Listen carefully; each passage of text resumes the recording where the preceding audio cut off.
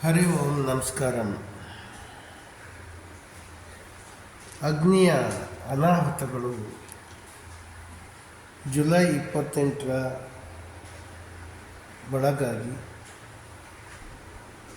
ಸಾಕಷ್ಟು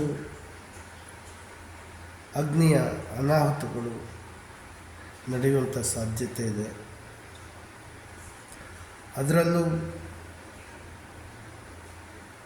ಕೇತು ದಶೆ, ಮಂಗಳ ದಶೆ ಇರುವಂಥವರು ಸಾಕಷ್ಟು ಜಾಗೃತರಾಗಿರಬೇಕು. ಇದೇ ಜುಲೈ 28ನೇ ತಾರೀಕು 29ನೇ ತಾರೀಕಿನ ಒಳಗಾಗಿ ಸಾಕಷ್ಟು ಅಗ್ನಿಯ ಅನಾಹುತ ಇದೆ. ಮಳೆಗಾಲ ಆದರೂ ಸಹ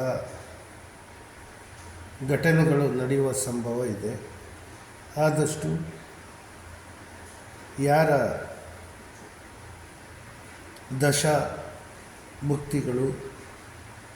ದಶಾಭುಕ್ತಿಯಲ್ಲಿ ಕೇತು ಮತ್ತು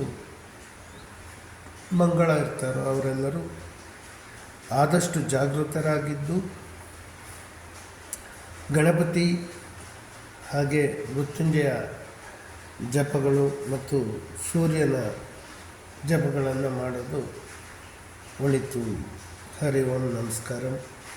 ಅಹಿಂಸಾ ಪರಮೋ ಧರ್ಮ, ವಿಶ್ವಜೀವ ಸಂಕುಲ ಧರ್ಮ, ವೃಕ್ಷೋ ರಕ್ಷತಿ ರಕ್ಷಿತಃ, ಸತ್ಯಮೇವ ಜಯತೆ.